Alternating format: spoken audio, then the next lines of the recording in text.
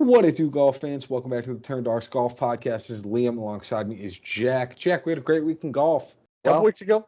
Yeah, a couple weeks ago, I guess. Tour Championship was not last week because that was Labor Day weekend, but 2 weeks ago. Scotty Scheffler pulled out the win. Any quick comments on the week? Again, I know it was a few weeks ago now. We didn't do any podcast last week because there wasn't golf. But any thoughts, questions, comments, concerns on Tour Championship?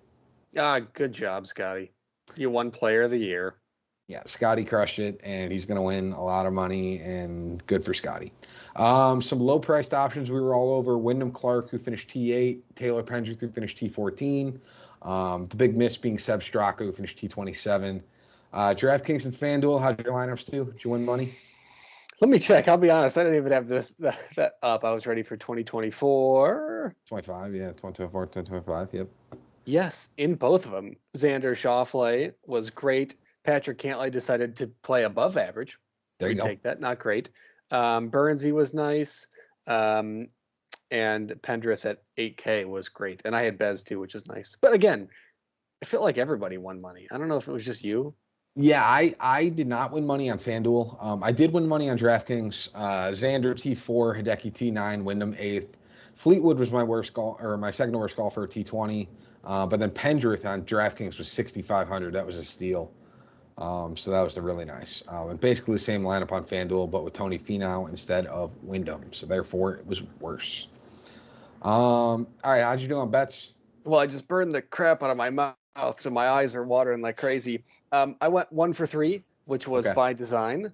Because if I won any one, which luckily we did, I was up over 75 units for the year. So congratulations to me and congratulations to you if you followed along every week. One of them was Xander beating Scotty, and one of them Scotty finishing second or worse, which, as you guys know, Scotty decided to randomly play well at Eastlake for 3 days. Yep, there you go. For mine, I went 1 for 4. My lone win being Sung JM top 10 at plus 115. I had losses that were like Akshay over McIntyre, Tommy Fleetwood over Russell Henley, and Shane Lowry over Sahith Theegala. So of course I picked Theegala against Theegala, and he finishes third. So I lost 1.85 units. So I ended the season at a positive 7.14 units, which, you're not getting a mortgage on the house on that. But again, positive money is positive money. We always love that when it comes to betting. Winners, how'd your winners do last week, Jack? Well, fine. I had Xander finish at third, and I'm looking to see where Cantlay finished at because I can't remember. He was top 10. 17. Was he really 17? I guess thought he did way better. Okay. I had Xander who finished third and Scotty Scheffler who won. So another winner's pick for us. Woohoo, technically. It feels like I'm cheating with that being a winner's pick because he started with a 2-shot lead and he's Scotty Scheffler, but we'll take it. And then did your wild pick win or no? It did not. I had Ludwig Gobert top 5 and it decided like the Tuesday after we recorded the podcast, be like, I have a torn ACL, my leg's broken, and I already locked it in. I get it. I had Seb Straka top 10 plus 400, and he finished almost dead last. So wonderful. Finally. Yep. So, all right, everybody, it is still 2024, but this week is the start of the 2025 golf season. So you may see 2025 on some advertisements or whatnot. You're going to see 2025 and some of the stuff that you see either from us or from other people. That is why. Just to give you a quick intro, if you're new to Turn Dog Golf Podcast, follow my bets. And I'm not just saying that. We do everything for free. Year 1, this is our 3rd year, so welcome if you're new. First year I went up 73.8 units on the year, and the second year I went up, which was last year, 75.01 units on the year. So if you're looking for an absolutely free golf podcast that does not take A, any money from you, B, all you have to do is just really listen on your way to work while you're doing your workout, doing some office stuff, and you want free money, welcome. My name is Jack, and over the last 2 years, I've made over 150 or almost 150 units in golf betting. Yeah, follow Jack's bets, follow Liam's DraftKings and FanDuel lineups, and you will probably walk out with some good money. You can also probably follow Jack's FanDuel and DraftKings lineups and also be in pretty good shape. But generally, I think we've determined that your bets are better between the two of us, and my lineups are slightly better between the two of us. But in the end of the day, drop us follow, figure it out throughout the fall season. And then if you like us, we'll be here all next summer. If you guys want another incentive, every unit that I'm up from now until the Masters. So let's say I win 20 units from now until Masters time. I will bet 20 bets, a unit each, at Augusta. So that's an incentive. Follow along. There we go. So for first event of the year, let's jump into it. We're going to start this off. I'm going to give a brief overview kind of the event we're getting into, some of the highlights. We'll jump into the FanDuel pricing. So we'll break it down by price point. We'll start with usually the guys in like the 10s, 11, 12s, work all the way down to the bottom price tier guys. Then we'll go through. We'll end up with lineups. So Jack and I will both make a DraftKings and a FanDuel lineup. We will then both make bets based on the week on who we like and dislike. We'll pick 2 winners, and then we will each pick a wild card pick as well. So here are some highlights. We are at the Procure Championship, a.k.a. the Fortnite Championship. A.k.a. the PGA Tour needs to fire their advertising agency that's picking these. Stupid. A.k.a. the Safeway Open, a.k.a. the Fries.com Open. This event has changed about a dozen names, it feels like, in the last 10, 15 years. You want to know why? Because it's football season, and who is watching the Procure, whatever the heck this is, championship? Procure, one of those. When the Chicago Bears have a dominant win. All right, on that. So again, this event is still technically the Fortnite Championship, so if it's easier for you to just remember it from last year as the Fortnite, that's fine. It has changed names, so again, please note that it is still played at Silverado Resort in Napa, so it's played in California, the same course, just new name. At this event, there is not really any specific stat that leads to success on a course like this. Obviously, approach play is going to be extremely important, as it is at most events, but it is also a resort course.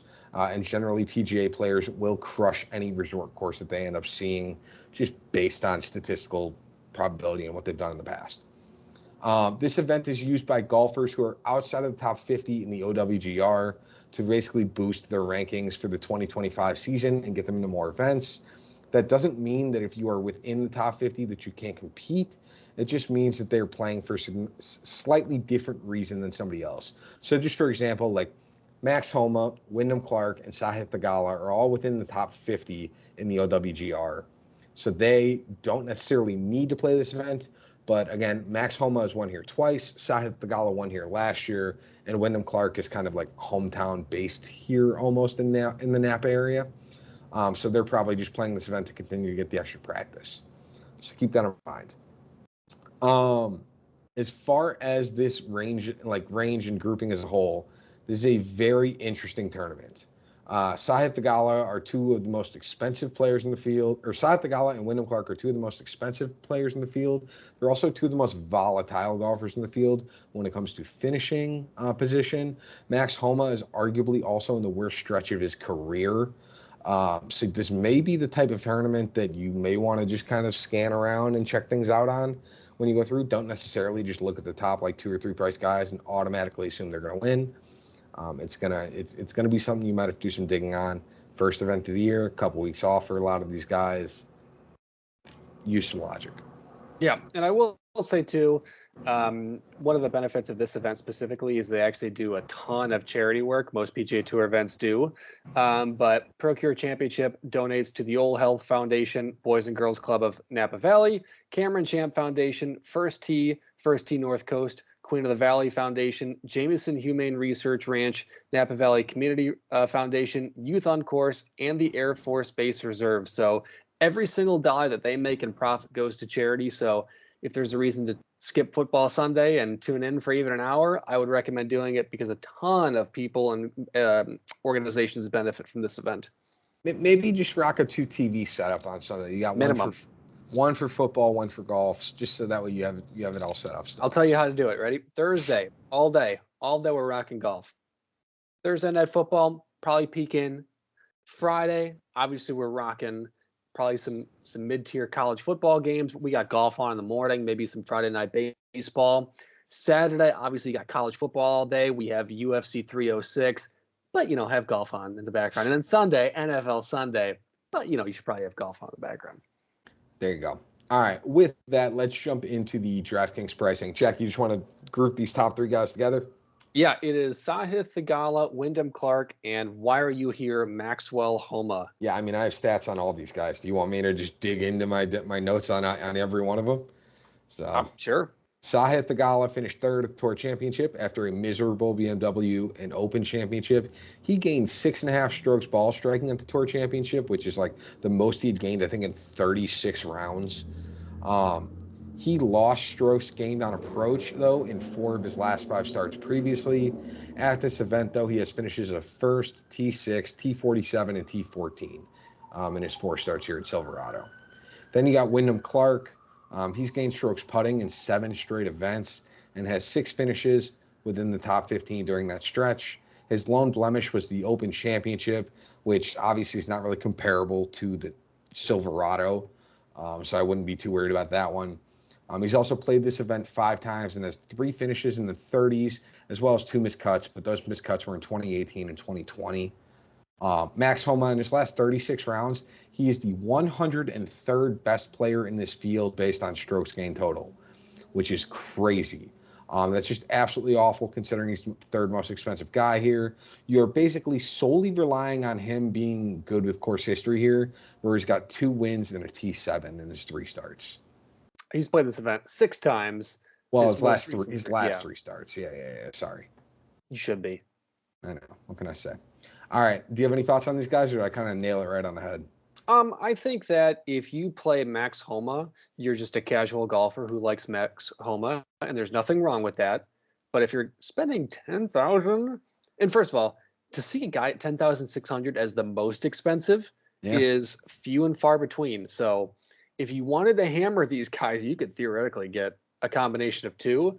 But playing Max Homa confidently is you're gonna get catfished. It's like finding a girl with 1 picture on their dating profile, and you go to a dinner and you show up and there's a guy with jean shorts on.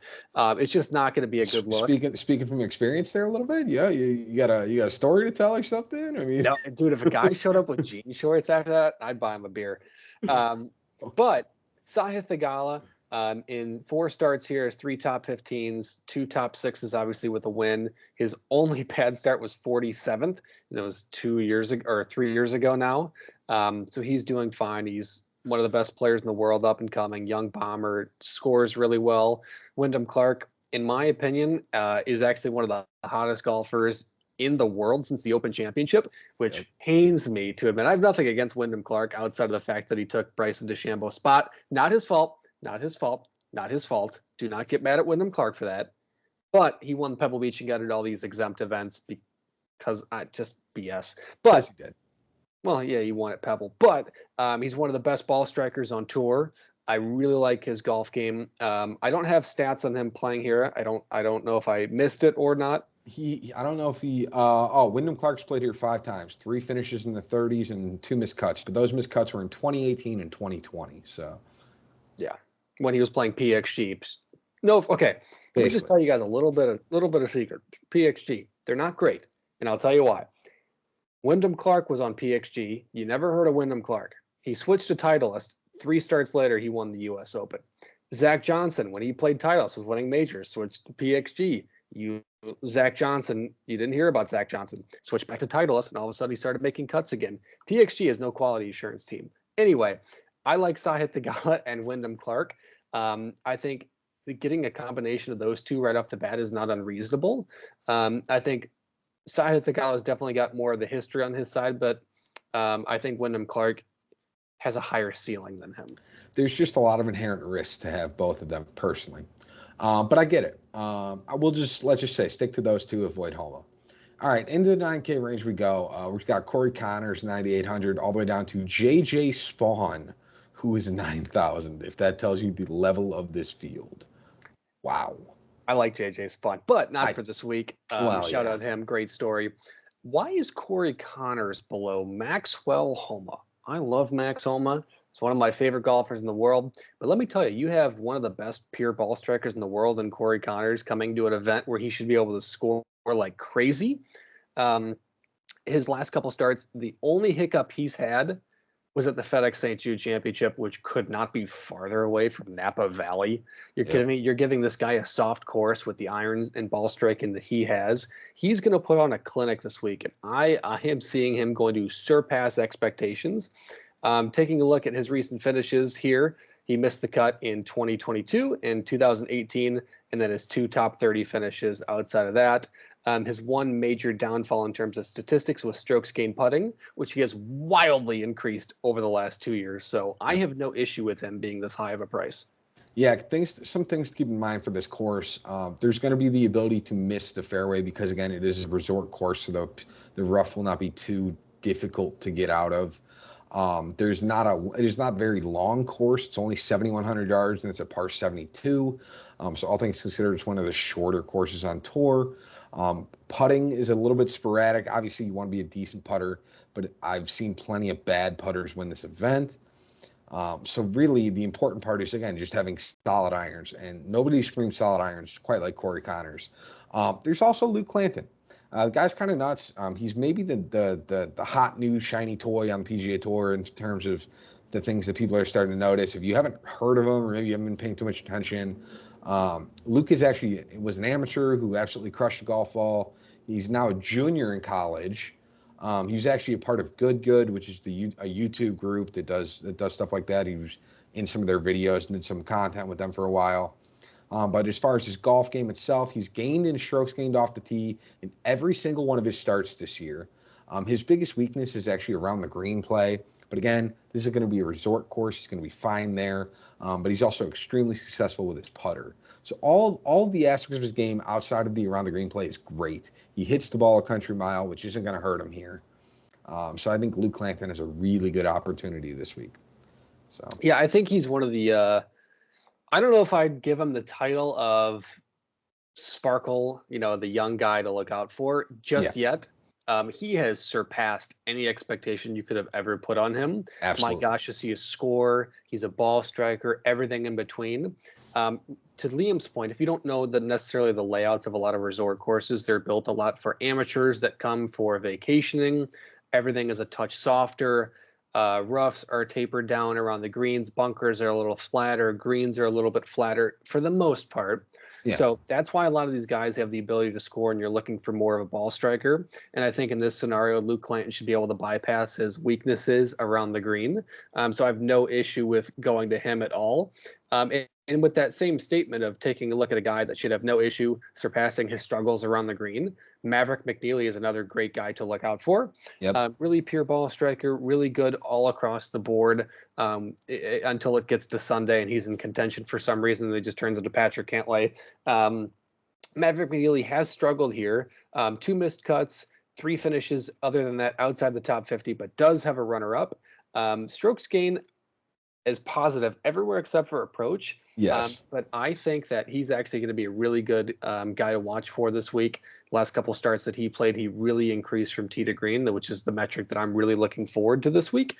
And I think he's going to be a viable option, especially at 9,400, because if you're starting at 10,600, this guy could have easily been 9.9. Yeah, you basically have all my notes on Maverick. So, again, he's gaining a stroke per round in each of his last 36, which is the 9th best mark in the field. He's also great when it comes to putting and strokes gained off the tee. Big weakness being approach play. He's actually lost strokes gained approach in 5 of his last 6 starts. And then again, you talked about his course history. He's played here 6 times. He has a 2nd place and 4 mid cuts total. So that's, Maverick's a solid option. Keith Mitchell, I have a gut feeling he's going to be a solid option and pretty popular this week. I don't love him as much as most people do.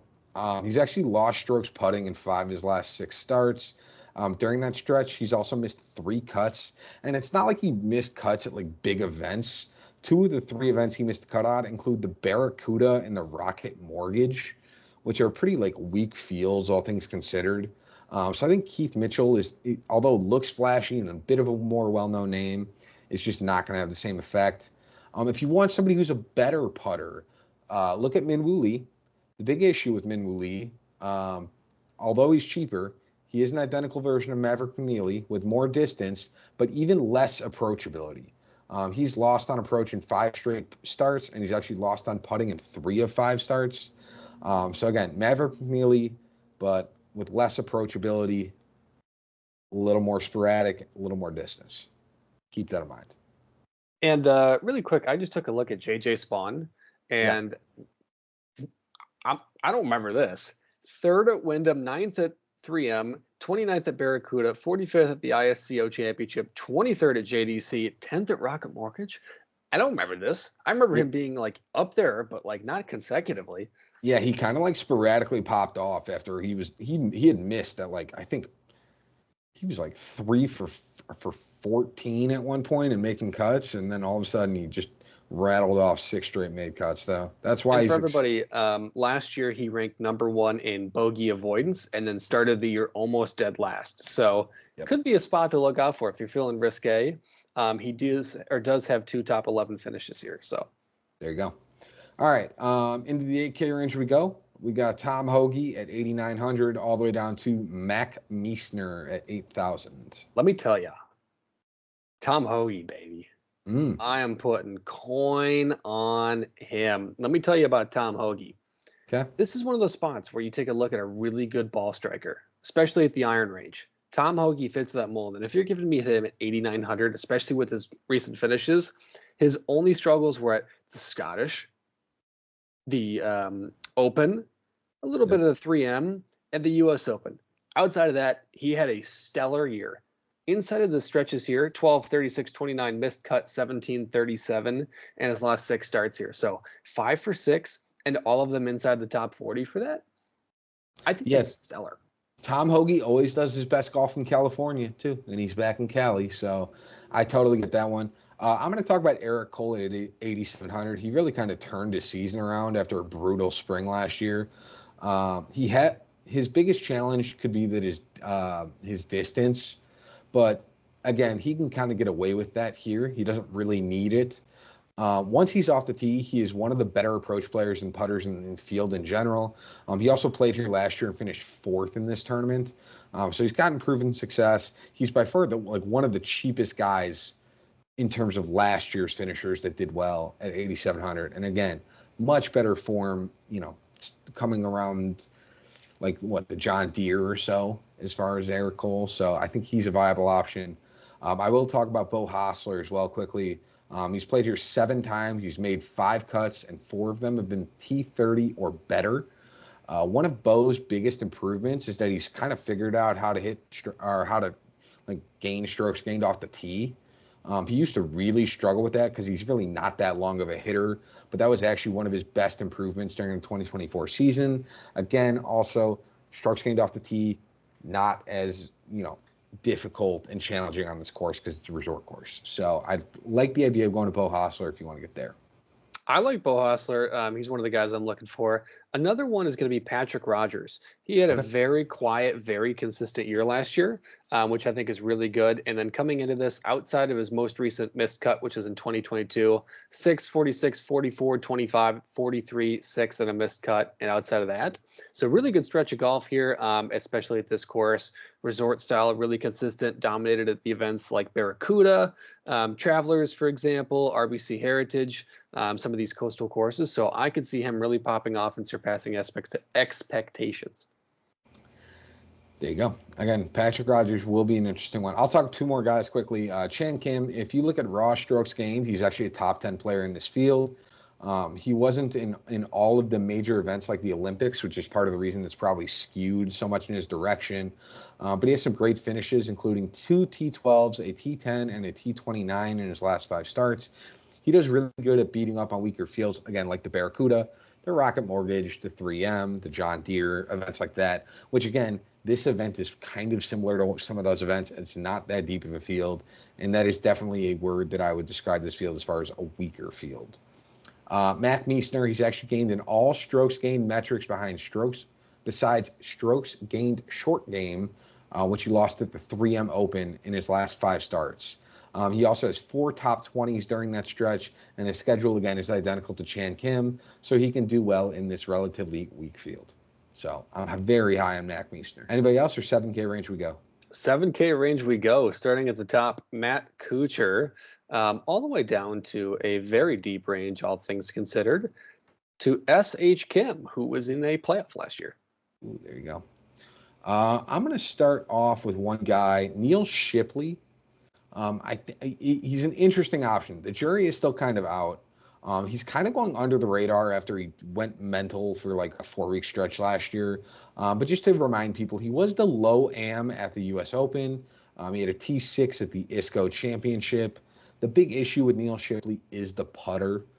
And he's actually lost strokes on approach in 4 of his last 5 starts. I don't know if I can get to him in this range, but at 7,600, he is one of the better names and options to get to in this range, all things considered.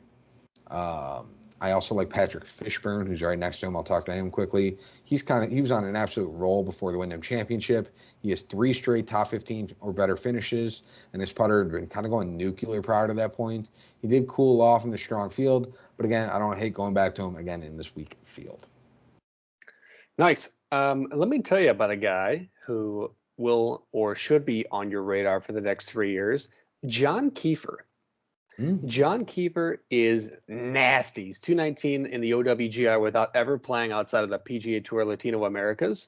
And how many starts? 1, 2, 3, 4, 5, 6, 7, 8, 9, 10, 11 starts. His worst finish is 19th. He's got 1 win, 4 runner-ups, and 3 other top 5s in that stretch. He is an absolute monster. Scoring metrics are off the chain. He contends in every single event that he plays in. He's an absolute scoring machine. Comparing him to anything else is impossible just because the metrics are so skewed between the PGA Tour Latino Americas to anything else. But my goodness, 7,400 for a guy that was on the #1 spot of Baylor Golf, PGA Tour Latino America's dominance. He won in Canada. He's won on other spots of the globe. It'll be his first PGA Tour start, and I think this will be a name that we see for many years to come. Yeah, Kiefer's an interesting option. I didn't know a lot about him, but I did see his name and saw that he never had made a cut or like contended in a PGA Tour event, so I was curious on him. But I'm glad you did some of the notes. One other guy I'll mention, again, I don't want to rely too much on the 7K range, so I wouldn't recommend you guys do either. I would go with Kiefer. I would go with, Patrick Fishburne, or I'd go Ben Coles. He's actually first in the field in driving accuracy, which again isn't needed necessarily here, but it's always nice when you can hit it from the short grass. He's also a top 10 putter in this field as well. His weakness is going to be driving distance, which again is similar to Eric Cole. You don't really need that here, so that's okay. Prior to missing the cut at the Wyndham on the number, he did have 6 straight made cuts as well. So been coming in on great form previously. Awesome. And then the last guy I'll mention on my side is Lee Hodges. He always seems to start off extremely hot and then taper off as the years go or the months go past Augusta. So if you're going to play Lee Hodges, play him starting now. There we go. Into the 6K range we go. We're starting with Trace Crow at 6,900 all the way down to, is this Nick Watney? It is Nick Watney. All right, at 6,000. I don't really want to give any advice for anybody down here just because it's so random and there's so many people down here. Yes. I will just say Grayson Sigg is one of those guys that in terms of ball striking, especially on these soft condition courses, does have success, even though last year he looked terrific and needed to go back to Georgia and really fix his game. And just because I like to shout him out any chance I can, Stuart Sink is in this category and did win this event 4 years ago. Damn it. Oh, come on. Stuart Sink's one of my favorite players ever. I know. I figured you'd talk. I have him on my list. I said he's been crushing on senior tour. He actually just had a win and a T3 in his last 2 starts. So the vibes are really high there for Beef Stew. He won here in 2020. Yeah. And Weirsy's in here. So that's a lefty. Yeah, Mike Weir is also in this field. But yeah, I think if you want to get to it, Stuart Sink is understandable in this price range. I will mention one of the first names I said in this range. Trace Crow is an interesting name. He finished T7 at the Wyndham Championships. If you look at his strokes gained total, he's actually ranked 29th overall in this field, which is way higher than somebody who should be ranked at 6,900. It's really going to be a flash in the pan, shot in the dark type of play. But again, you're at 6,900. Think of this as similar to how you thought of probably like Michael Thorbjornsen or like Neil Shipley, where like you saw 1 or 2 glimpses and you're just trying to see if you can get ahead of the curve. That's kind of how you should be approaching Trace Crow. But again, you're in the 6K range in a first event of the year, pretty weak field, all things considered, and he gives a lot more upside than most of the other guys in this range. Yeah, I'm not even going to talk on anybody else. Shout out Stuart Sink. All right, Beef Stew, that's our choice. All right, into the DraftKings lineups we go. Jack, what's yours looking like? I'm starting off with Corey Connors. I really think that ball striking number is going to carry him this week. Then I'm going Brendan Todd, fire in Tom Hoagie. Neil Shipley, I think a little bit higher of him on this week than you might. I have my man Kiefer, and then I did finish off with Lee Hodges, who seems to turn it on up until April. There we go. For my DraftKings lineup, I'm doing Wyndham Clark 10,400, Luke Clanton at 9,500, Chan Kim at 8,200, Mac Meisner at 8,000, Ben Coles 7,200, and Stuart Sink at 6,700. Oh, you did go Stuart Sink. I did. I took Stuart Sink. I needed somebody low priced, and he was the best guy in the field. So I was like, all right, we're going with it. Awesome. And then my lineup for FanDuel is the exact same, except for flipping Brandon Todd for Maverick McNeely. Actually, I laugh. Mine is the exact same as my DraftKings as well. So again, Wyndham Clark, Clanton, Mac Meisner, Chan Kim, Ben Coles. But then I took S.H. Kim at 8,000, which I didn't really talk on much. But again, he has these very good flash in the pan moments where he has 2 or 3 weeks where he can finish top 20. So that's what I'm relying on this week. Cool. How many bets you got? This week I have 6 bets, and I actually like them all. So just a reminder, up over 148 units from the last 2 years. So everybody chirp, chime in. Number 1, really criminal odds. Tom Hoagie, top 40, minus 150. Are you kidding me? One of the best ball strikers, especially at the young game in California. I really like this spot. Patrick Rogers, top 40, is also minus 150. I think that's a nasty spot. I absolutely love that. Brendan Todd, top 40, is minus 150 as well. Hit that in 4 of his last 5 starts. The only one he missed in that time was at the Genesis Scottish Open, and then Rocket Mortgage in Detroit the week before that. So it could not be farther away from what that is. So I really like that. Corey Connors, top 30, is minus 120. I think that could be the lock of the century. I love that. I will absolutely be putting a ton of money on that. And then 2+ money bets for everybody that yells at me that my bets are too safe. God forbid everybody wins money. I did go Neil Shipley, top 40 at plus 115. He's hit that in 5 of 7 starts on the year. The only miss was Masters at 53, and then JDC at 139, which is just awful, and no one was expecting that.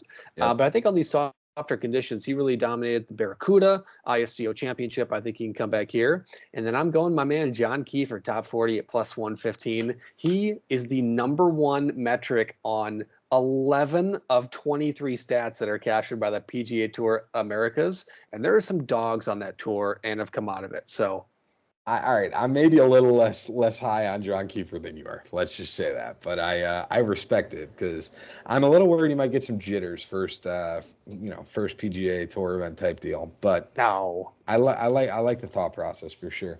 For my bets, I have 5. I have Mac Meisner, top 40 at minus 115. I have Chan Kim, top 40 at minus 105.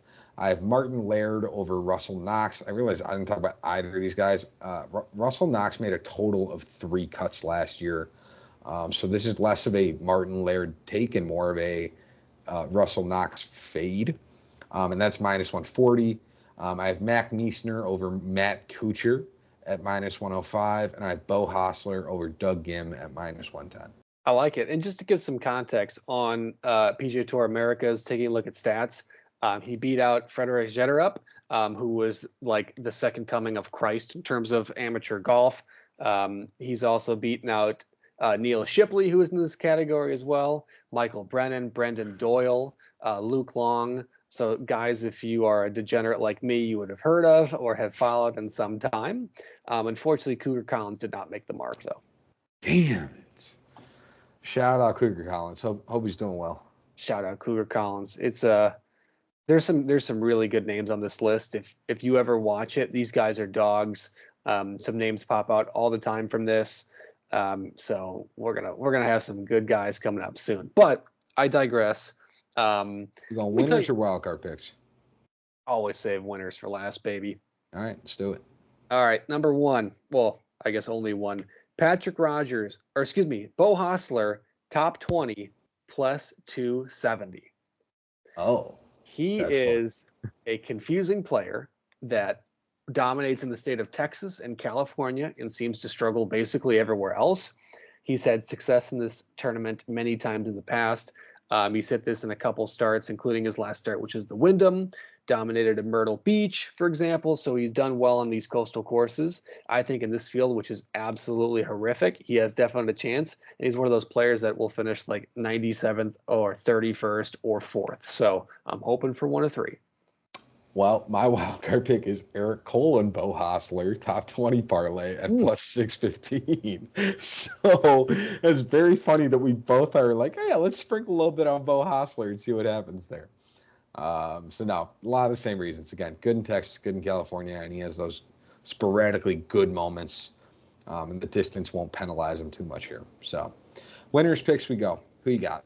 Winners picks. I got 3 this week. As we talked about last year, people were getting on our grill for having a winner and a wild card or a lower tier guy. So we're going to do 3 this year, at least on my side. Guy I'm really high on this week is Corey Connors. I've already talked about him. I think he's going to be one of the best ball strikers. He's got crazy odds, all things considered, because they're nuking Sahith, Homa, and Clark. I really like Tom Hoagie. I think he is a really good option here. And even if you don't feel like betting a winner, you could do top 5. I think there's really good odds there. And then I am sneaking in Patrick Rogers. I know when you have a guy like that everywhere, it tends to not do well, but I think he serves well for this course and this layout.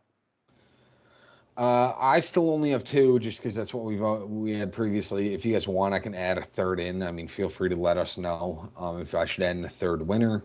My 2 winners this week are Luke Clanton and Chan Kim. Again, I've talked to both of them at feels like nauseum in this episode, so I won't bother you guys anymore. But just look back like 20 minutes ago, and I'm sure I'm highlighting them and talking about how great they are. So, all right, with that, Jack, that is the first event of the golf season. Gosh, I wanted to say 2025. It's not 2025 yet, technically, but it's the golf season, so it fits. Next event is the President's Cup already, right? I mean, I think it's what, 2 weeks out? Yeah, we go this and then 2 weeks off and then President's Cup and then back-to-back, I think. Got it. Okay. All right. Well, we'll leave you there. Again, this is maybe not the highlight of the week to probably put all of your money on, but of course, maybe put all your money on it if you're following Jack's bets. Let's just stick with that. But with that, we will leave you to it. We will see you in 2 weeks for the President's Cup. Safe betting. Deuces.